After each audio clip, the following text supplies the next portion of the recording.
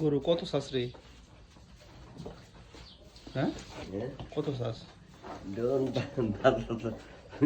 তোর একটা ইয়ে আছে না? কস না কইলে তুই তোর বা তোর লোকে শেয়ার করছ না কত পারবে?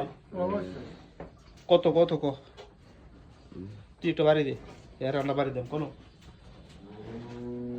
ধরো না একটা একটা কত ক একটা কস না আমরা কেউ কিনে লাইছি না না তুই বেচে লাইছস 2,20,000 2,20,000 আচ্ছা